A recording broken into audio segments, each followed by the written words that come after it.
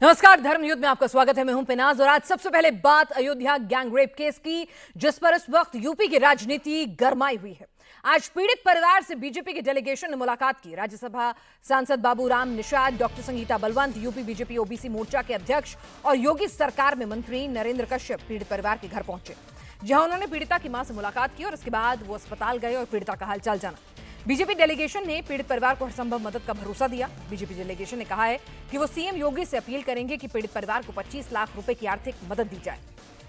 BJP के प्रतिनिधि मंडल ने ये मुलाकात की है। अयोध्या के डीएम और एसएसपी से भी अब तक की कार्रवाई के बारे में अपडेट लिया। सांसद बाबूराम निषाद ने कहा कि वो इसकी पूरी रिपोर्ट शीर्ष नेतृत्व को सौंपेंगे।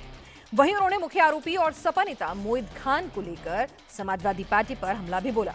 बाबूराम निषाद ने कहा कि पीडीए की बात करने वाले अखिलेश यादव इस मामले में डीएनए टेस्ट की बात कर रहे हैं, लेकिन उन्हें एक गरीब बेटी का दर्द नजर नहीं आ रहा। योगी सरकार पीड़ित परिवार के साथ खड़ी है और दोषियों को बख्शा नहीं जाएगा।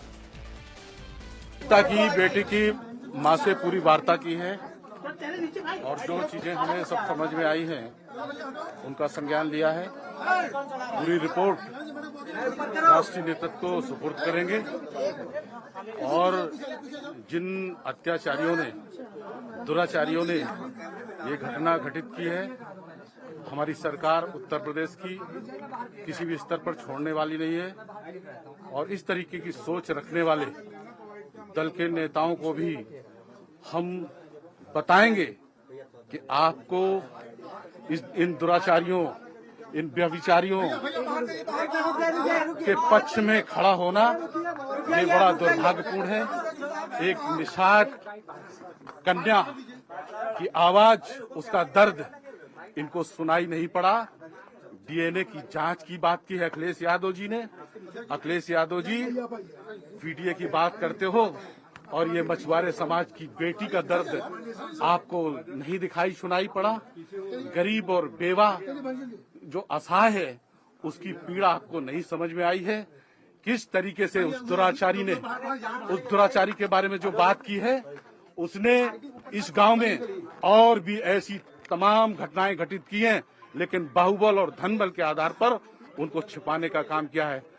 इन ऐसे सब दुर्दांत अपराधियों को, दुराचारियों को हम नकाब करने का काम करेंगे और जो इस तरीके की घटनाओं में लिप्त हैं, सरकार उन पे अंततः कार्रवाई ऐसी करेगी कि उनको कई पीढ़ियां याद रखेगी। और बीजेपी डेलीगेशन में शामिल यूपी सरकार के मंत्री और यूपी बीजेपी ओबीसी मोर्चा के अध्यक्ष नरेंद्र कश्यप ने कहा कि समाजवादी पार्टी आरोपी मोहित खान को बचाने की कोशिश कर रही है, लेकिन योगी सरकार में यह संभव नहीं है। अब तक मोहित की 2 संपत्तियों पर बुलडोजर चला है। वहीं कई अवैध संपत्तियों के बारे में भी जानकारी मिली है, जिस पर कार्रवाई होगी। इतना स्पष्ट हो गया है कि मोहित खान और जो दूसरा अपराधी है ये राशिद, ये अपराधी आदतन है। ये अपराधी समाज की गरीब बच्चियों को के साथ हैरेसमेंट का काम करते हैं। योगी की सरकार, मोदी की सरकार ने इस घटना को गंभीरता से लिया है और प्रतिनिधि मंडल पूरी घटना की जानकारी लेकर इसकी रिपोर्ट पार्टी हाईकमान को करेगा। हम प्रदेश की जनता को और बच्ची के परिवारजनों को आश्वस्त करना चाहते हैं कि मोदी और योगी की सरकार में ऐसे दुर्दांत अपराधियों को मिट्टी में मिलाने में हमारी सरकार कोई कमी नहीं छोड़ेगी। और अयोध्या में 12 साल की बच्ची से गैंगरेप की घटना ने पूरे देश को हिलाकर रख दिया, लेकिन अभी भी कुछ लोग आरोपी को बचाने की कोशिश में जुटे हैं। पीड़िता की मां ने इंडिया टीवी से एक्सक्लूसिव बातचीत में कहा कि उन्हें लगातार धमकियां मिल रही हैं।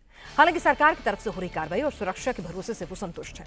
पीड़िता की मां ने बीजेपी डेलीगेशन को अपनी आप बीती पूरी बात बताई।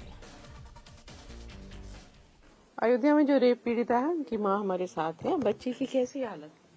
ठीक है, पहले से बेहतर है? हाँ पहले से ठीक है। अच्छा, क्या क्या बताया बच्ची ने आपको? बताए बैकरी में तो उसके बहाना बुलाए है वहीं पर घटना करे है मोहित और राजू। जैसे जो मोहित खान आपके गांव के ही हैं, इनके बारे में कुछ पहले भी कोई किसी तरह की इस तरह की जानकारी थी? तमाम जने रह के का बताइए, हमेशा ऐसे करते। तो बच्ची ने आपको क्या कब बताया? बीमार धीरे धीरे परेशान, तबीयत खराब है तो फिर हम बताए तब कार्रवाई करें,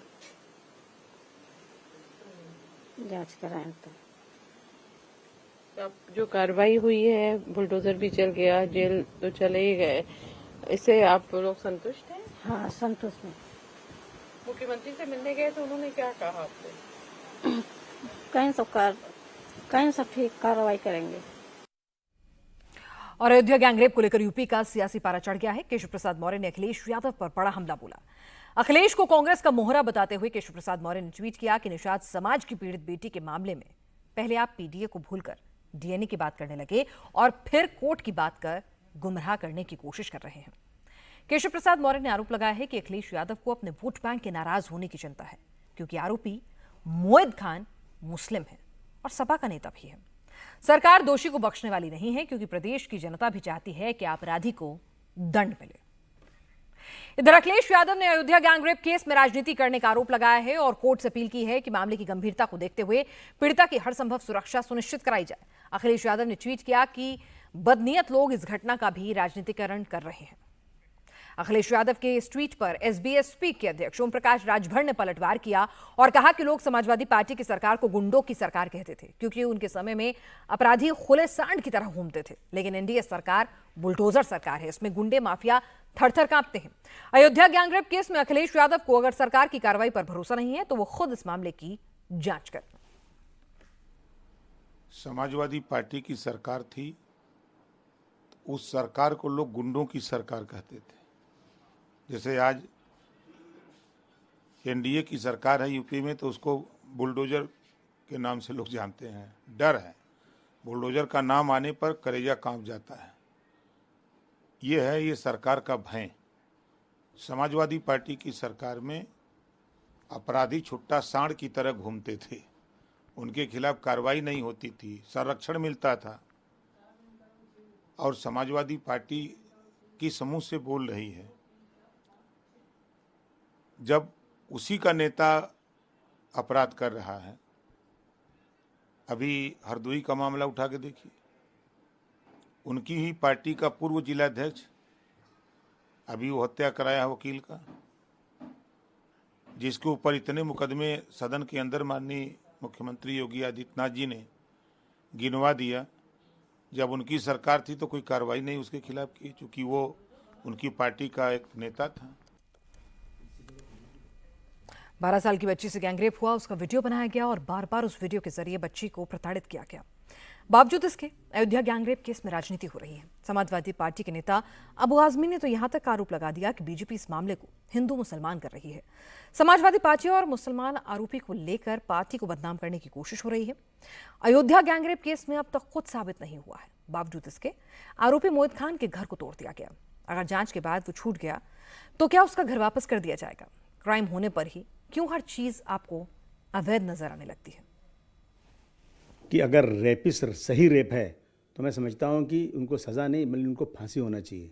इस्लाम ने 1400 साल पहले रेपिस्ट को फांसी की सज़ा दिया, उससे निचली कोई सज़ा ही नहीं है।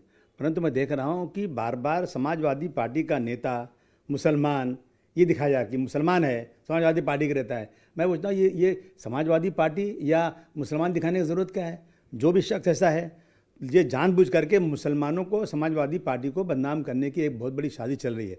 आपने देखा अतीक का, अशरफ का जो मर्डर हुआ उसमें पुलिस को क्लीन चिट मिल गई है। कैसे मिल सकती है?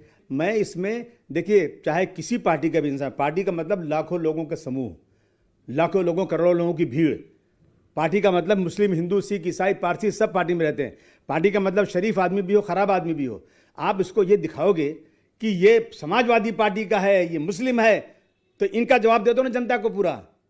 ये जो क्राइम जो है ना, धर्म के नाम पर, पार्टी के नाम पर नहीं, जो क्राइम कर रहा है उसको सजा दीजिए।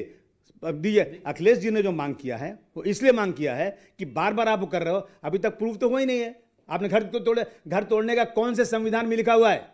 बगैर कोर्ट के फैसले के सजा आपने घर गिरा के दे दिया। कल वो रेपिस्ट छूट गया केस से, तो उसका घर वापस देंगे आप? जहां चाहते हो घर गिरा। संविधान में कहीं भी नहीं लिखा हुआ है कि किसी मर्डरर को, किसी रेपिस्ट को, किसी बदमाश को, किसी क्रिमिनल का आप घर गिरा दें आप।